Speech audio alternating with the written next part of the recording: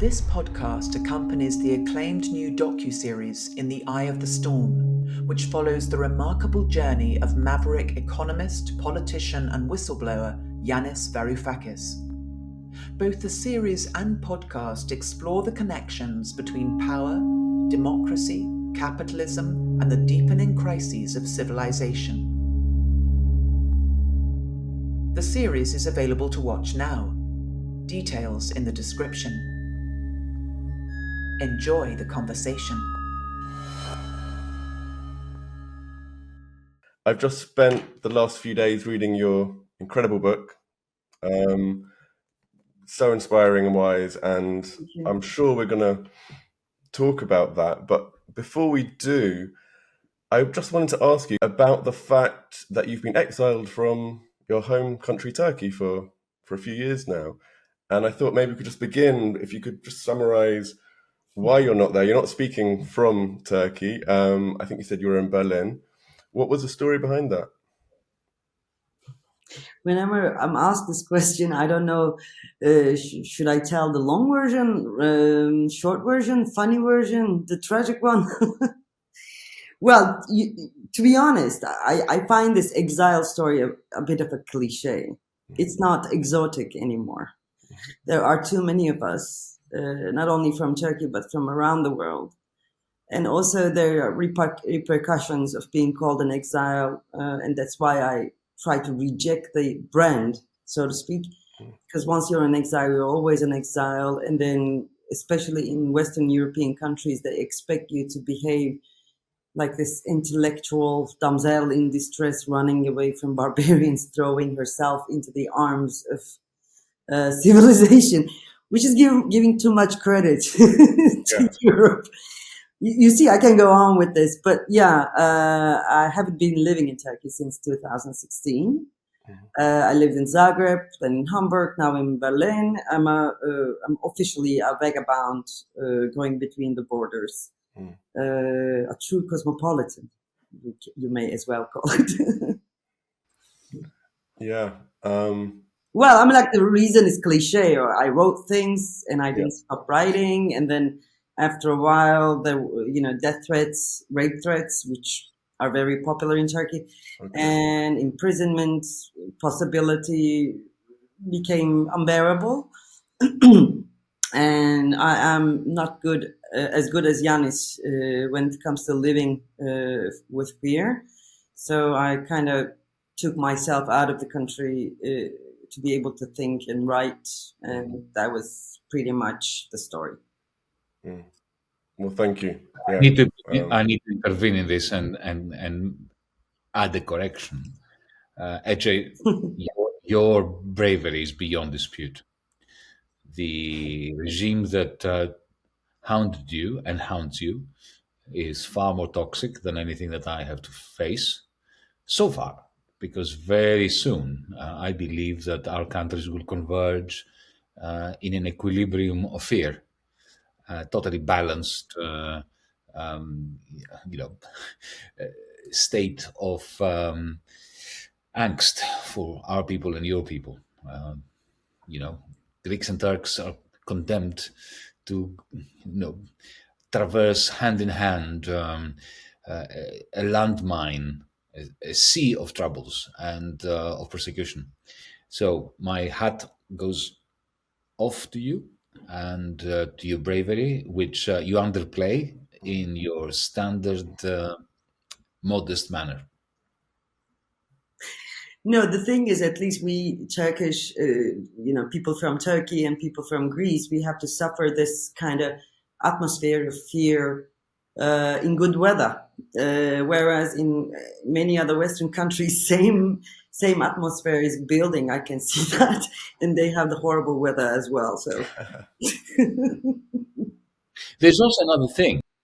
Even in Turkey today, there is such a variety of opinions, and there are so many very powerful voices that continue to resonate in universities, in villages, in movements.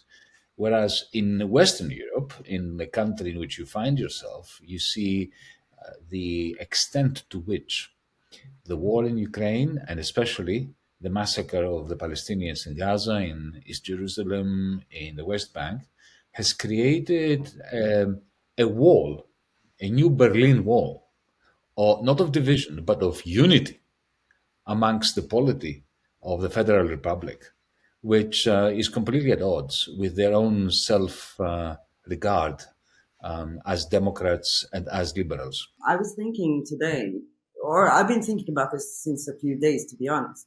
I come from a country where culture of forgetting is very eminent. Turkish state is built on culture of forgetting, starting with the Armenian genocide. We somehow are taught to forget. And we practice forgetting every day in terms of politics, especially.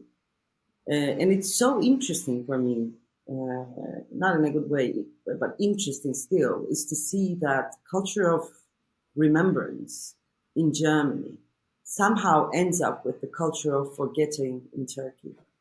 They both want to remember or forget in a certain way.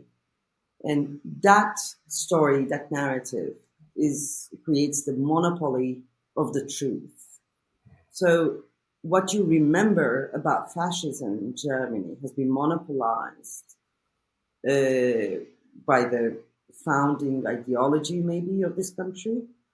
And it is hurting many people. So to be fair, actually, I have to tell that I know many Germans without any immigration background or anything, who are really disturbed by this insanity that's going on in terms of how to approach Gaza, or in terms of unconditional support of Netanyahu, not Israeli Netanyahu. I had one question which I think relates to this, kind of linking the personal to the political, about a chapter in your book on anger and attention. I found it that your words had weight, particularly because of what you've gone through. It'd be so easy to respond to what's happened with anger, not just to the world we have and all the injustice, but to being personally affected. But what you recommend or suggest or advise in your book is that we replace anger with attention as a response to the world that we see, as activists, as writers, as anyone concerned with achieving change. So I'd love to hear you talk about what led to that focus on anger and attention, and what you mean by attention as an alternative. I think, yes, it is related, because anger, not only in European countries but all over the world, has become a commodity, or it is an emotion, political emotion, that can be easily commodified, and it is commodified thanks to social media. Anger is the most engaging emotion. That is why it has been encouraged and provoked and sponsored even by social media companies. And many of us, feel like we say something and we do something. We intervene in politics when we are angry through our anger. We do it through our anger. However, since it is commodified easily and it is not sustainable as a political emotion, it has to be replaced with something. I thought that would be attention. I'm coming from Simone Weil's tradition of attention, but adding to that the fact that in today's world, attention is the most difficult virtue to be commodified, and also that determination of political action that today's conditions require can only be standing upon attention, active attention, and stubborn attention, which Yanis is great at, by the way. I was thinking as well today about remembering, forgetting, and the dominant narrative, and so on and so forth. And I was thinking about the documentary you just released. Amazing work, Raoul. By the way, congratulations as well to you. And I thought Yanis is doing something amazing. I thought this to myself, because he's remembering, but then he's not remembering alone. Because coming from a culture of forgetting. I know that the biggest tragedy an individual can go through is remembering alone.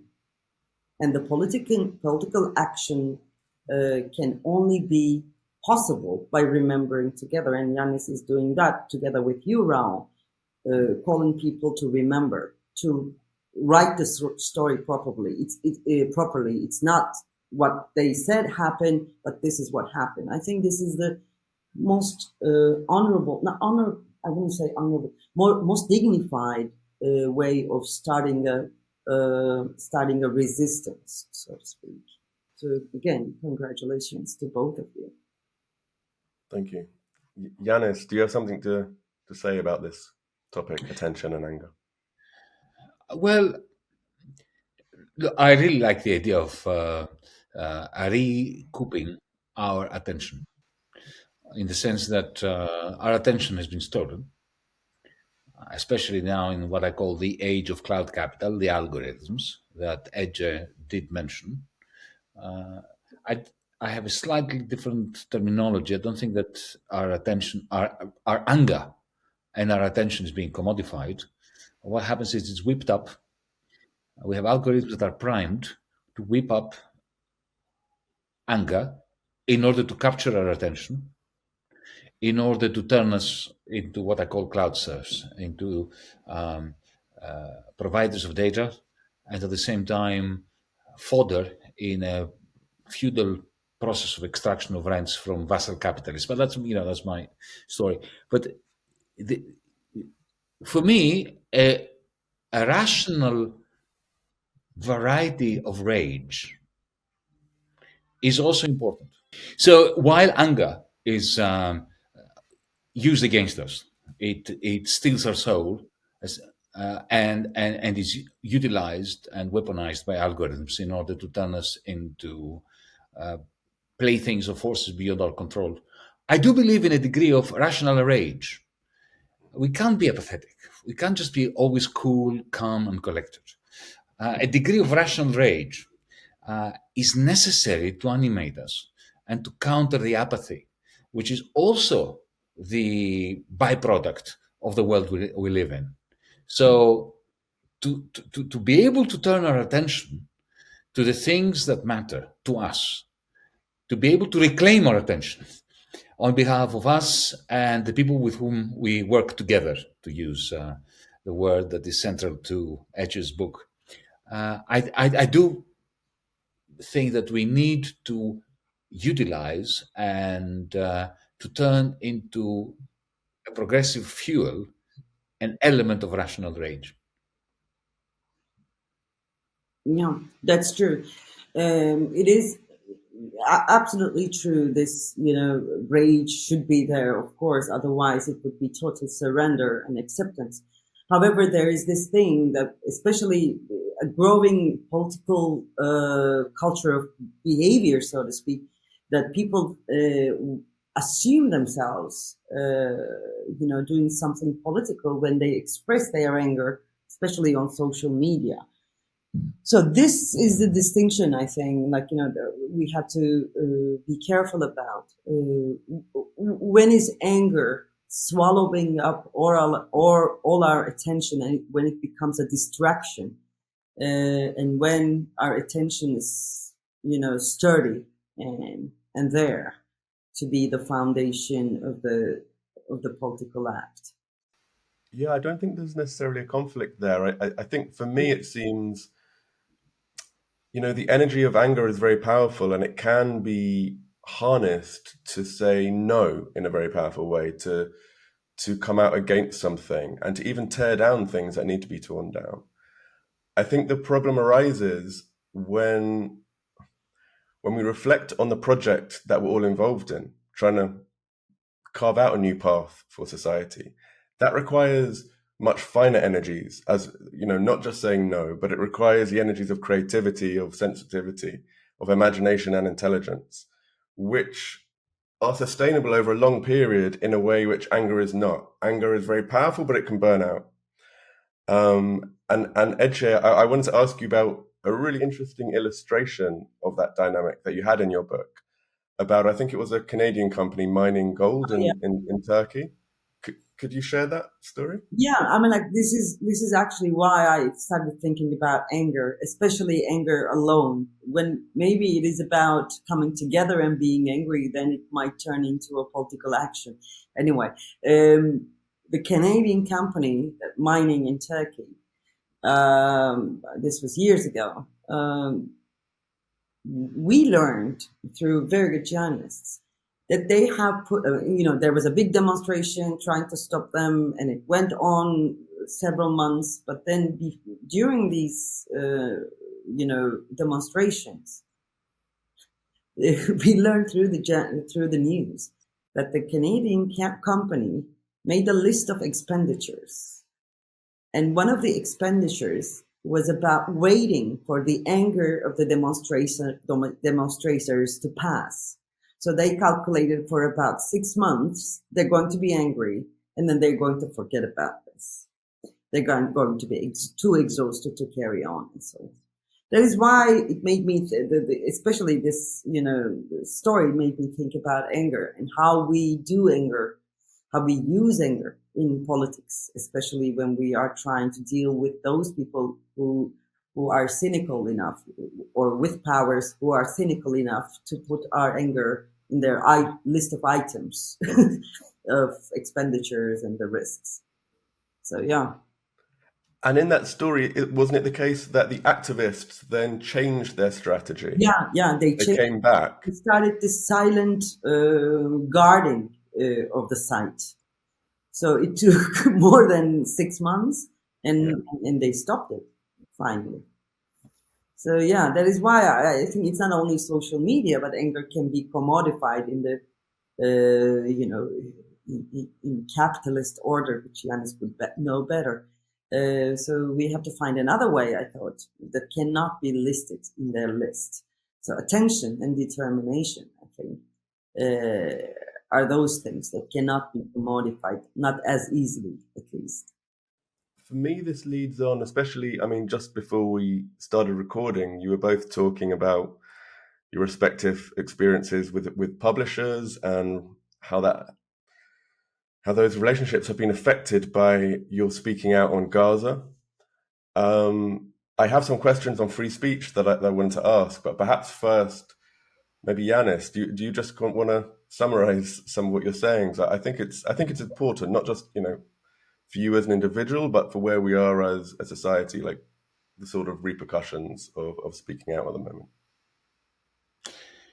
Well, ever since the events of the 7th of October, there's been a tsunami of censorship that has been aimed at anyone who has been questioning the wisdom of trying to wash off our understandable and justified guilt over the Holocaust by allowing rivers of Palestinian blood to flow. Anyone who questioned the right of Israel simply because of the uniquely evil Holocaust that has befallen the Jewish people, the right to commit war crimes by alluding to the Holocaust. Anyone who dares challenge that, which I believe that the most progressive and luminant and inspiring Jewish intellectuals have consistently challenged that logic. But anybody, including Jews who have been challenging that logic, have been silenced. There is an attempt to silence anyone who disputes the right of Israel to commit war crimes and labels criticism of the logic of war crimes by Israel as being legitimized by the Holocaust, as in anti-Semitism. So those of us who find ourselves at the forefront of fighting anti-Semitism on the one hand, and the notion that Palestinian lives are not worth anything if they are being taken by the victims of the Holocaust, or the children of the victims of the Holocaust.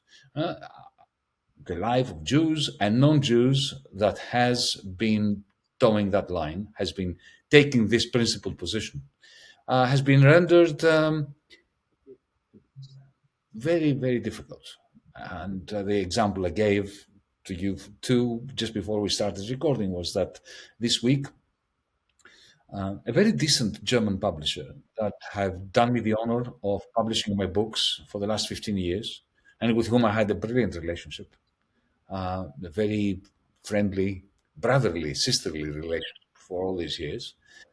They found it wise and proper, essentially, to tell me that it would not be in the interest of our joint enterprise of selling my latest book, Technofeudalism, if I were to continue to speak out in Germany, even by Zoom, in events organized in solidarity with Palestinians and in a concerted effort to end the massacre of Palestinians, to end the war, to end the clear attempt, essentially, ethnically to cleanse a whole people in Gaza, in East Jerusalem, and West Bank.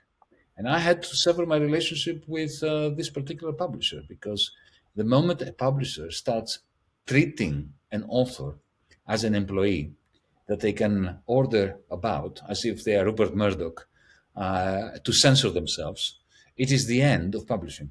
It is the end of basic European values, if you want, not just universal, but European values regarding not freedom of speech, but the duty to conscience. Thanks, Yanis. Ece, I'd be really curious to hear your own experiences, and also maybe just speak to something I've been wondering about, because I mean, as progressives, I think we're all well aware of the threat of the right to freedoms of speech, but have the left in some ways been complicit in creating an environment where free speech is under attack? And I'm thinking of Assange and the impoverished response of the left to what's happened to him and what looks like is going to happen to him, and also to the situation that we have seen often on campuses, where people have been pushed out of positions in universities, often progressives being pushed out under the big banner of progressivism. Are we in some sense complicit in creating this society, this situation? Do we need to come out with a firmer line on free speech and its defense? What do we remember from fascism? The very beginning of it, in 1930s, in the beginning, where people started to be a little bit afraid of talking differently, thinking differently. And then, when it seemed a little, not that bad, a little bit, frustrating, discomforting, but still okay. That is when you see the embryonic form of fascism, when some people feel under attack, or they are not allowed to speak the truth. Truth being here in Assange's case that there were war crimes. Truth being in Yanis's case, like techno-feudalism, chose one of its first victims as Greek people. Or truth being here today that Gaza is going through incredible massacre in front of our eyes. If you're not feeling comfortable when saying these things out loud, even the simplest statements such as children are starving to death in Gaza, if you're not feeling, if you're feeling threatened when you say this, here you go. There you have fascism already, developing. So you don't have to wait for the military boots to goose step into the power anymore. So this has been the problem in Western European countries. I've been talking about this since 2016. The first time I said in London that, what we have been through in Turkey, you are going to go through that exactly the same way, even though the countries are completely different than each other, which eventually happened. But then there is the Western exceptionalism, of course. But more importantly, there is a certain way of remembering past. even among the anti-fascists, even among the progressives. We had been told, as the dominant narrative throughout the Cold War and after the Cold War, especially in 1980s, was that fascism cannot flourish in a capitalist system because there is free market economy, and liberal democracies are completely compatible with capitalistic freedoms, so to speak. This discourse, this narrative, unfortunately take hold in the most unexpected grounds, such as, intellectuals, such as progressive intellectuals. That is quite disappointing, because when you try to analyze today's fascism, you don't find many people who go back to the root problem, which is fascism being inherent in neoliberal ideology. They still want to think that if we can fix in our political mechanisms some things here and there, everything will be back to business as usual. We're going to enjoy our liberal democracies. But it is not the case. We're not there.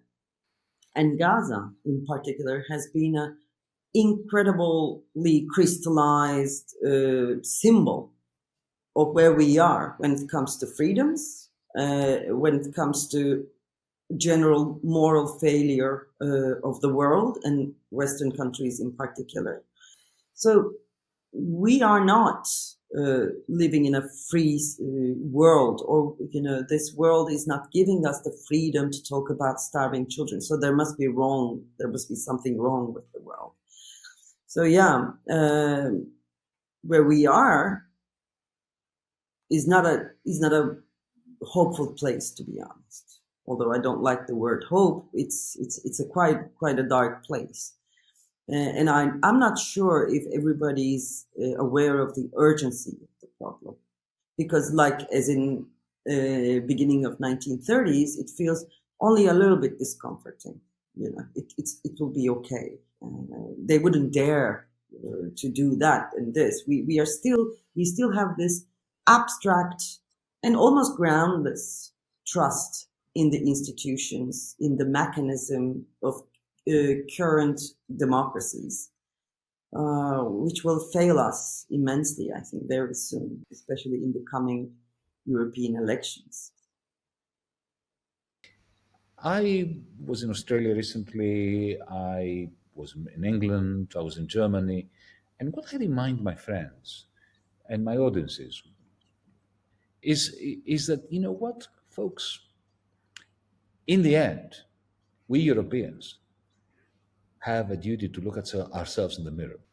Because let's not forget that when the British disembarked in Australia in the late 18th century, there were 5.5 million Aboriginal people. And they had the audacity, the British, to declare Australia terra nullius, a land without a people, an empty land. Why? Because capitalism emerged at the same time as white supremacism. There was no white supremacism before capitalism. White supremacism and capitalism went hand in hand.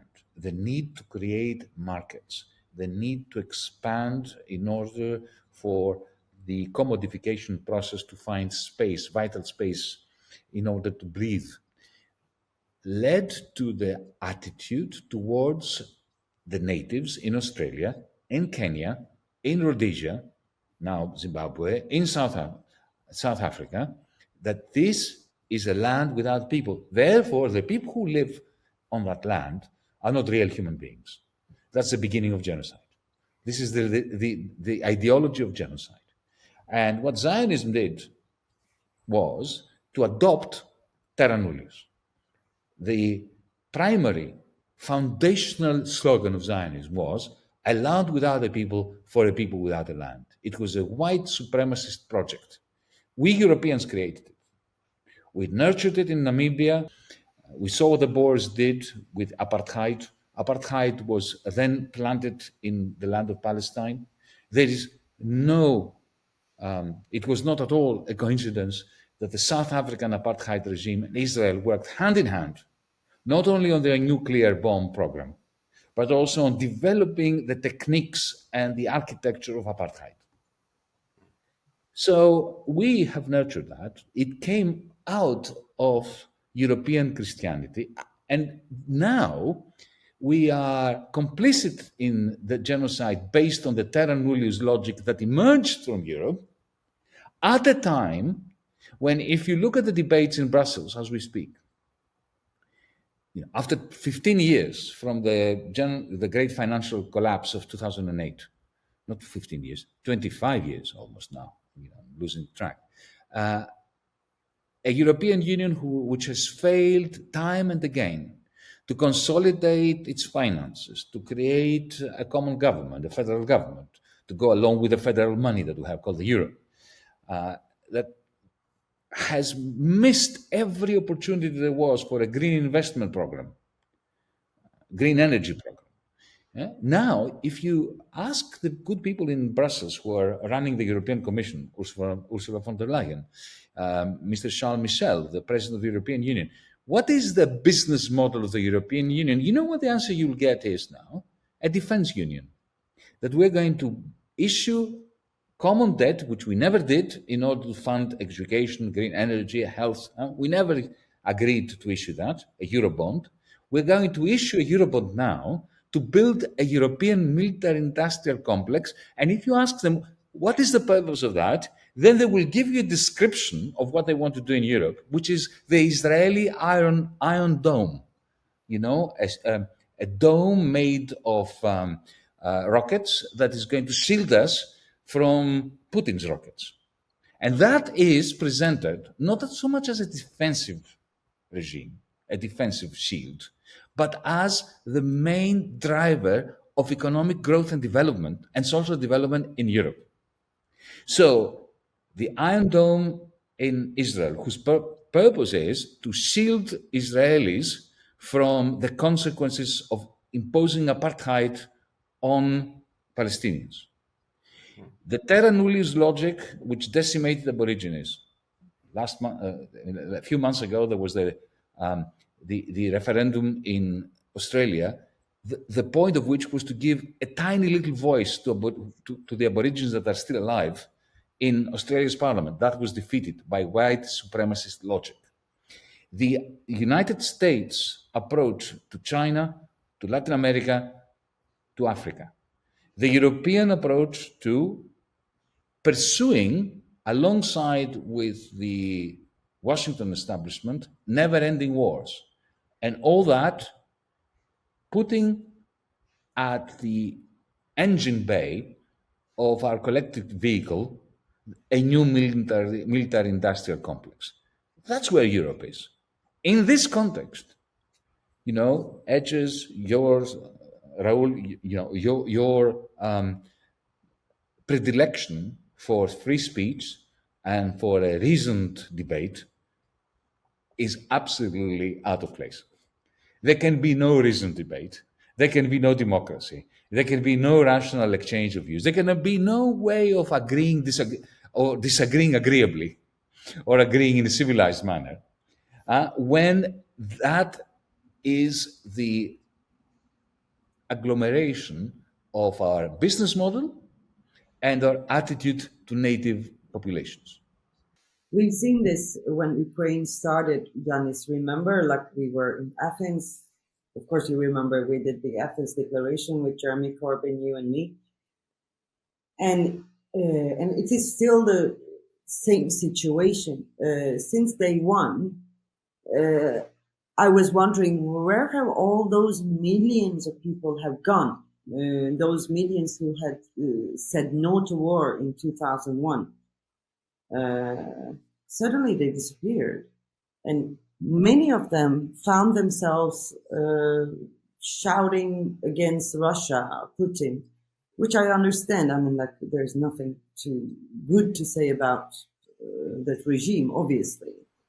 But then, if you're talking about free speech, those who are brave enough to talk about peace were not listened to, were pigeonholed as Putin supporters, blah, blah, blah, blah.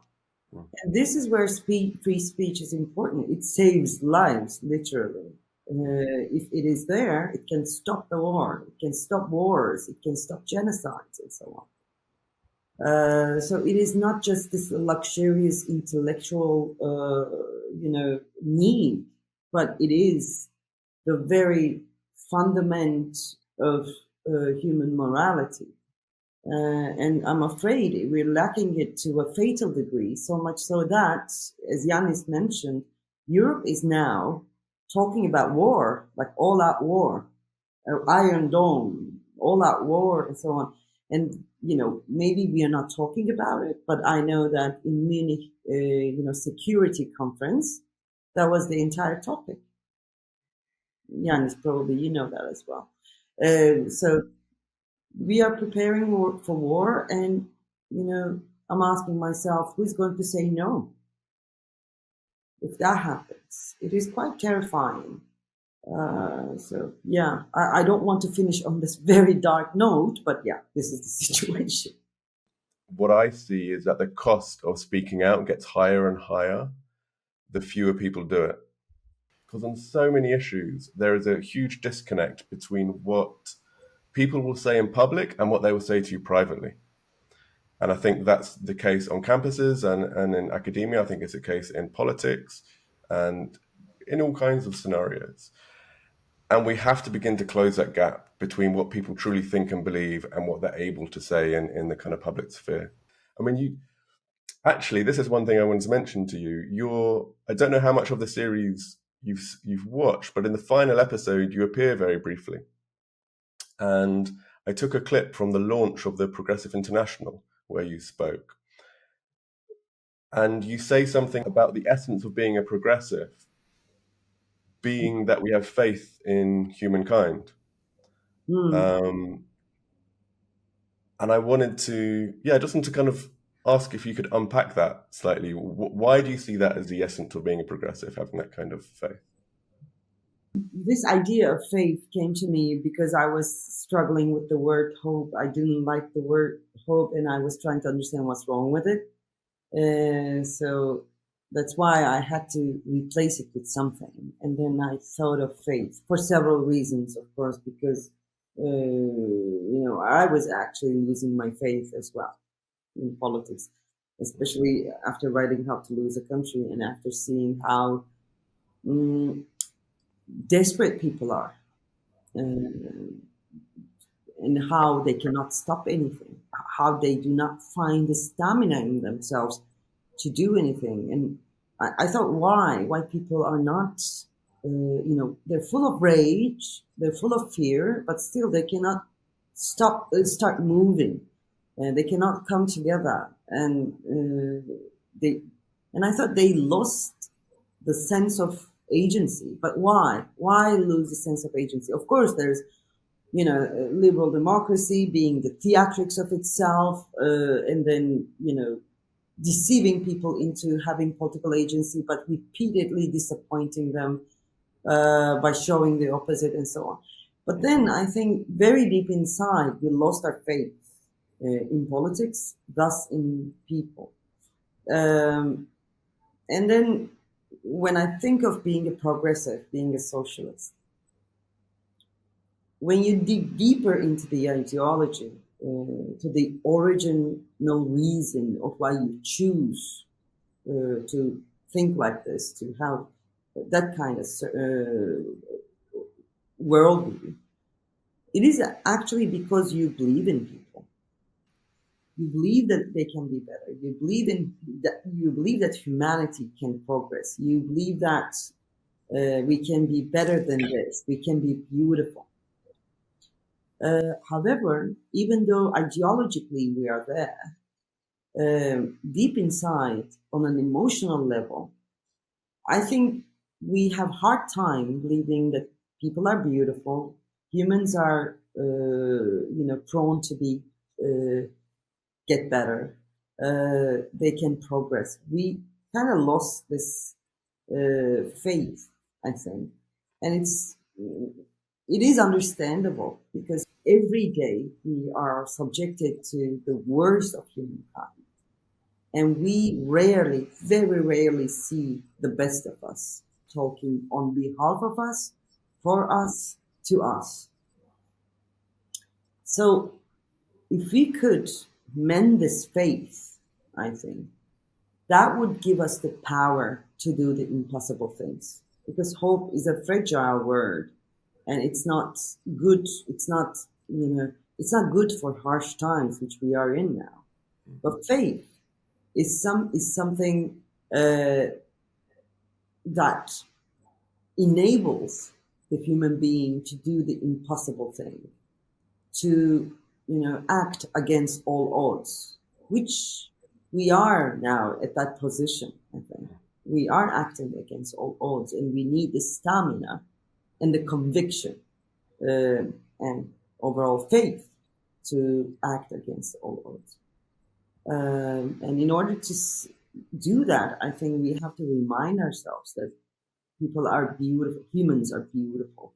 This beauty, the aesthetics, not aesthetics, the moral beauty, the possible moral beauty of humans is my, pillar of faith, my political faith. Which time to time, as any faith, is shadowed by doubt. But then I think we always have to remind ourselves and each other that faith is not there for the humanity, but actually it's there for us individually to endure this life and to be able to live humanely. Oh, that's really beautiful. And I think there is so much evidence for that position. And I'm not talking about the great names that we hear of. I'm just talking about the people that you meet in your life and you hear their story and suddenly you're just deeply full of admiration and respect. And you realize that these epic journeys and examples of courage and humanity are all around us, even if they're not projected on our screens and embodied in our politicians. Yanis, do you have something to say about this? Well, traditionally, for many, many years, I have despised in public optimism, which is the stupid cousin of hope. And the third, worst version of blind faith. Because if you have optimism, then there's no point in doing anything. You just think that things will work out. You're foolish enough to believe that your agency doesn't matter. Things will turn out for the good. That you live in a Panglossian world, in the best of all possible worlds, even if things are really awful. That, they will, in the end, even out. And everything will be all hunky-dory. That is the beginning of paralysis. The first time I heard somebody from the progressive left, feminist, ecological side speak against hope was Ece, when she was here in Athens 2 years ago. And I must say, Ece, the first time I heard you, being critical of hope, I thought, oh, what is she saying? But I know what you mean now, and I can see that. Things have become so bleak that it's not enough to castigate optimism. Now we have to distance ourselves from hope as well. And I fall back to one of my favorite philosophers' sayings, Iris Murdoch, who made a very powerful point that all that is good about the world, whether it is high-end mathematics, great physics, art, literature, music, all that is good and pure is done for no reason, just for the hell of it.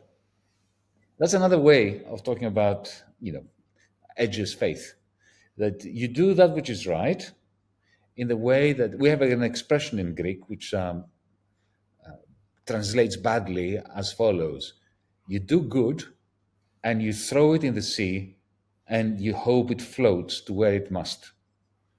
So that's my version of what Ece said.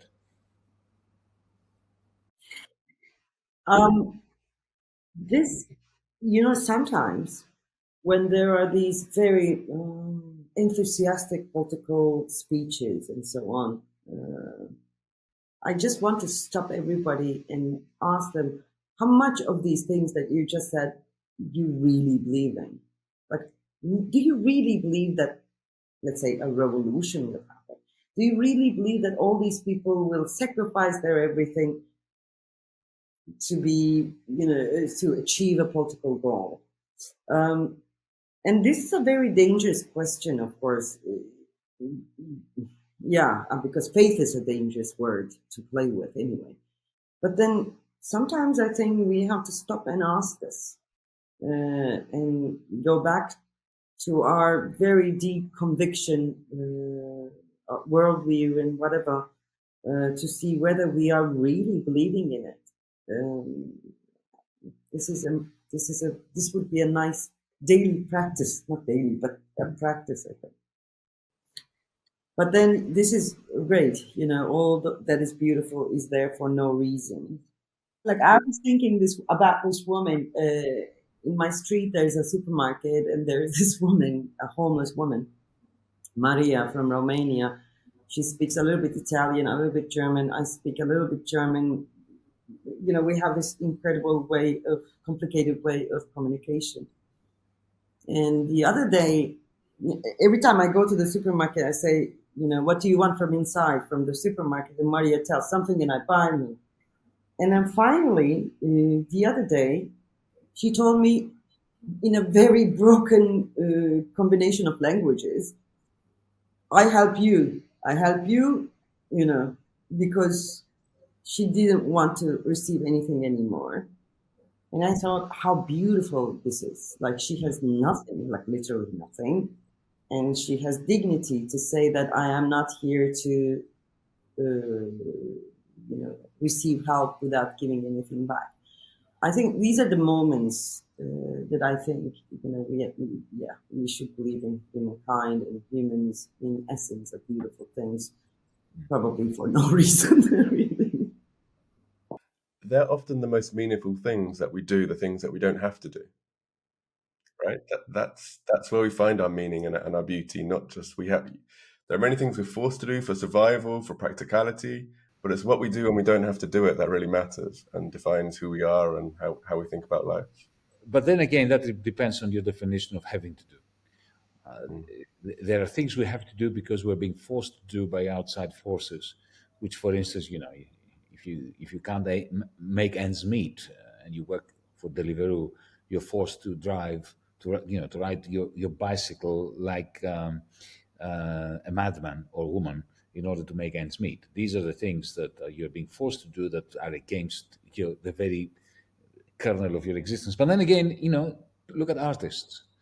Artists, if they don't, work on their art, then they will feel they will die. So in a sense, they have to do it, but it's an inner creative force, and that is beautiful. And that, but that's consistent with what I was saying. You're doing it for no reason, except that you can't live without doing it.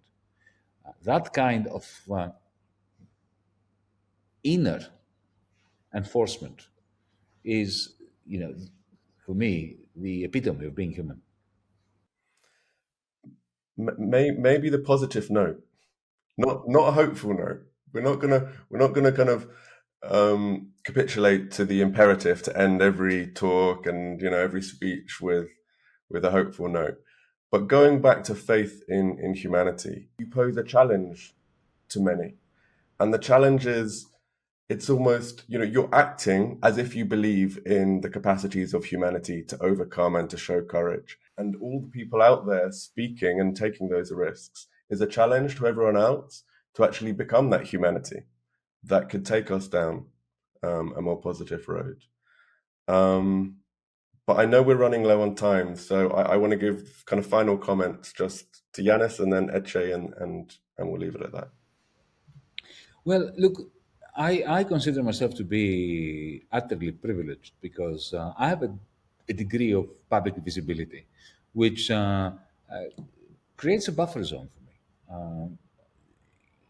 Compared to the people out there who are doing all the hard work of organizing, of taking risks without any visibility and any kind of protection of the kind that I have.